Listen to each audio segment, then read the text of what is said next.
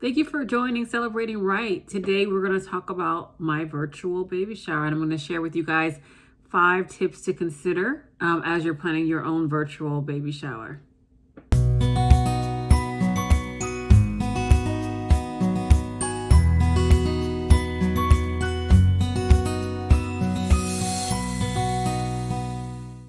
So my plan today is to walk you guys through a few considerations. We're going to go through the who, what, when's, where, and the how to do it of the baby showers. Of course, this is clearly my first time throwing an event virtually. Of course, I do meetings, but something that's more personal. This is my first time using a virtual platform to actually coordinate this. So the first thing I want to walk you guys through is thinking about your list of attendees. Now, a typical baby shower list is going to be some of your closest friends and family. This, when it's virtual, you're able to actually adapt it a bit more broadly because there aren't really limitations. Given that we're all still a bit quarantined and being very cautious about connecting physically, having a baby shower virtually is a great way to just provide an opportunity for everyone to have that connection that we're all still craving for. So the first thing for who should attend, we opted to invite people who attended our wedding, actually. So of course, in that is friends and close friends and family, but it's a bit more broader, right? So we invited more folks there. And also we invited people that came into our lives in the past couple years that should be included. So definitely extend the list a bit more.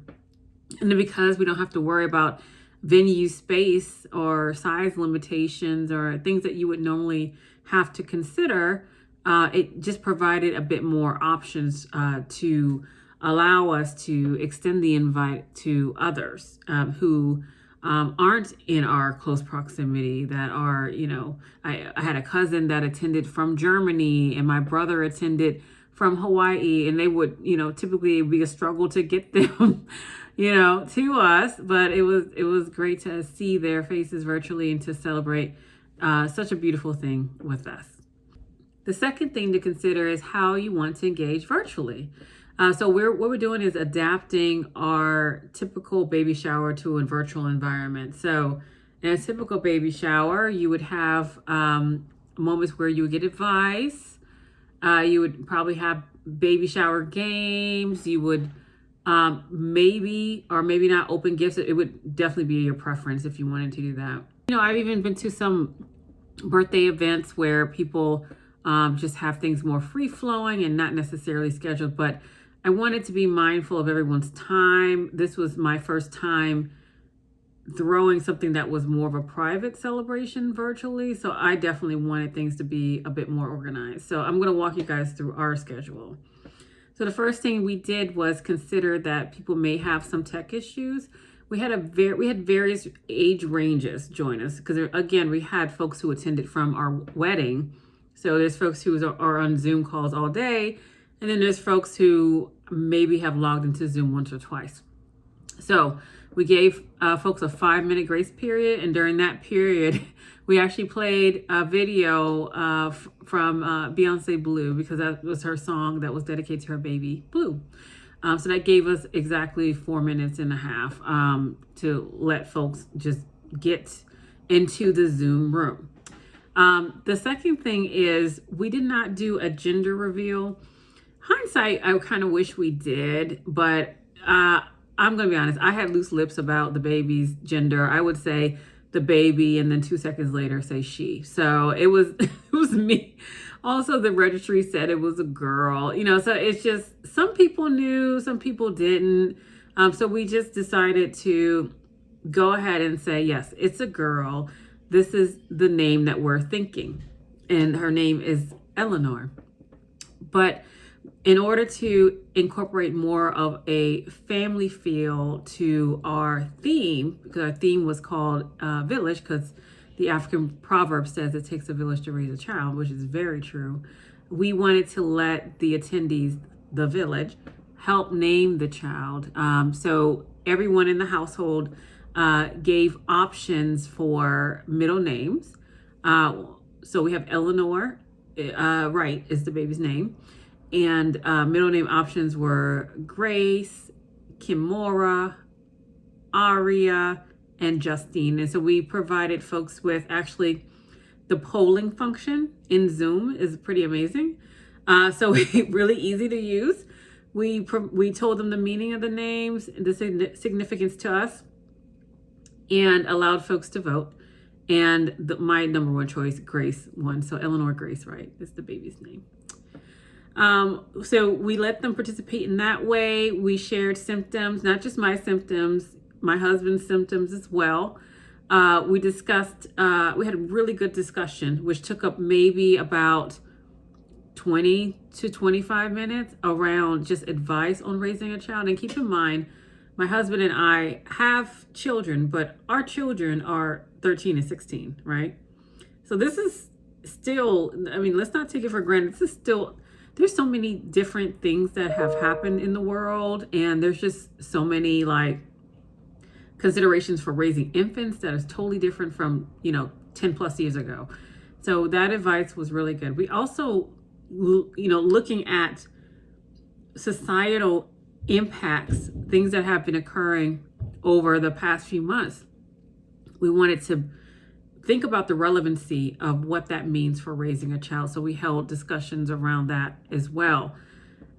We also shared ultrasound pictures of the baby, and then closed it out with The Price is Right, which instead of showing, the gifts in a traditional way, showing it and then a very traditional baby shower way, we actually chose just 5, and it was various price ranges, and played the game The Price is Right.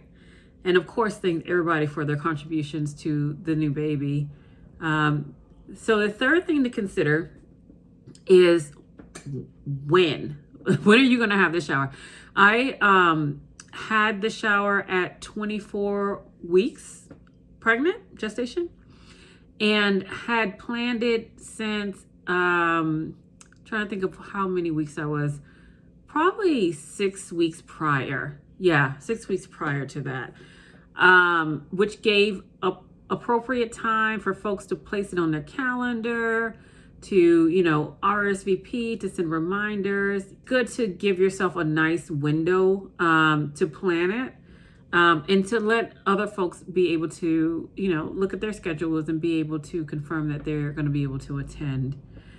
We chose, and I said earlier, Zoom. We chose Zoom.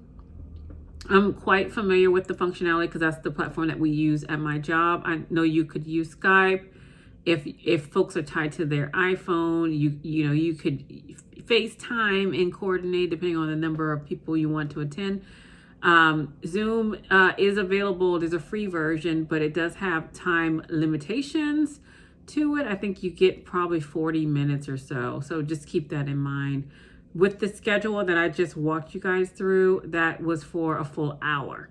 So that was all coordinated within an hour. But you just have to find the one that's right for you. And other things to consider as well is that you need to set up your registry, which was quite, I'm going to be honest, overwhelming. Again, it's been 10 plus years since my husband and I have had children. My bonus daughter is 13. So Leah, my daughter, is 16. It's been a while. I had one of my friends take a stab at just, throwing stuff on the registry. And honestly, I didn't look at it for probably 3 weeks because it was just so overwhelming to look at it. It was 100 plus items. Yes, it was a lot. And I'm thinking to myself, okay, it's a baby and she needs a bed. She needs clothes. She needs me to decide, how I'm going to feed her, which I'm going to, breastfeed. But, let's get the basics. Let's look at Maslow's hierarchy here and make sure, let's get the foundational things in place and, work the other stuff out. Once I got over that, it was, it was okay. And I actually decided to split my registry between Target and Amazon. And I know there's other services that you can use where you can go to different shops to register, which is probably, a good thing that you could go to a different vendor other than Target and Amazon. But I'm comfortable with those two.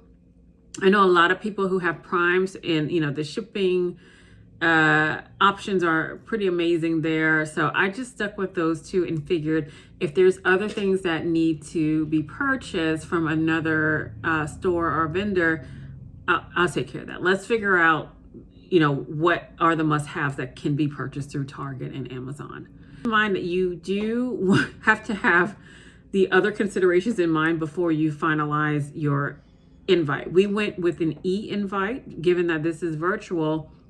Might as well just send an e-invite, okay? So we went with paperless post, which provided great free options for baby showers. We went ahead and purchased one of the ones that were a little bit that I resonated with, and it was $10 to upgrade to one that wasn't a free version. And then the way that we distributed, the number of people we distributed to, cost an additional $10. It could have been free. It really could have been free. I just wanted to, get the one that I felt good with. So we spent $20 there. For decor, it actually took me a little bit of time to decide on what I wanted to do for the decor of the baby shower. I was like, should I get a backdrop? And I was like, it's just not an event. I had to train myself to say, this is not an event that's physically in person. You don't need a backdrop. So we just set up actually in the baby's nursery and did a balloon arch, which I learned how to do on YouTube, which came out pretty well. And so that's all we use for the background. And also, the good thing about sending out your invites about 6 weeks in advance is that you do have touch points that you want to use for reminders for folks to RSVP. And that's just so you understand who's going to be there. You can maybe even cater your agenda around who's going to be there a little bit. Not like you're doing a head count for food or anything like that, right? Reminders of information. Folks, I kept getting questions around, where are you registered? But that literally is the first, on the main page of the invite is registry information. So reminding folks where to go to get the registry information, reminding folks to that it's virtual, that it's going to be on Zoom, and then of course the 24-hour reminder. So that was helpful. Also, tech support. I had my computer up and my husband had his computer up so that I could navigate between talking folks through and not necessarily having to read chat or troubleshoot. So folks would be able to chat with him. And also just the consideration of not having people talk over each other. I did have the lines muted when folks joined. They could unmute and talk or just chat and find different ways to participate. People like participating in various ways. So that actually worked out very well. And then the last consideration is thinking about if you have family members that are with you, how you want to incorporate them. Of course, we had the girls with us. We just let them say hello at the beginning.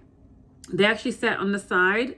And we, let them listen in and watch.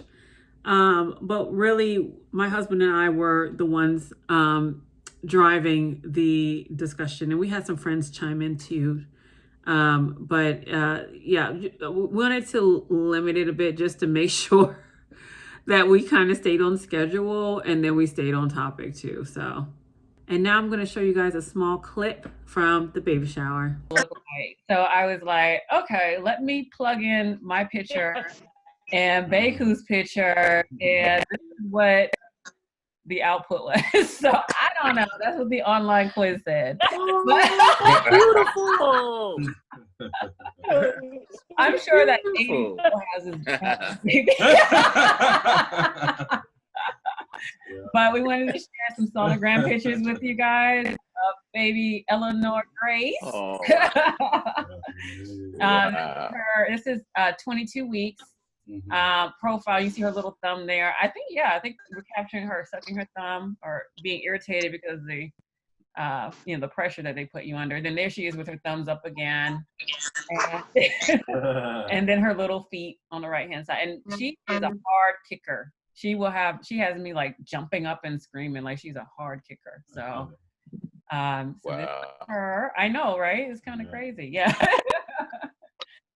Thank you so much for watching the tips on how to throw your virtual baby shower. If you haven't already, make sure you like this video and subscribe. We'll see you guys next week. Take care.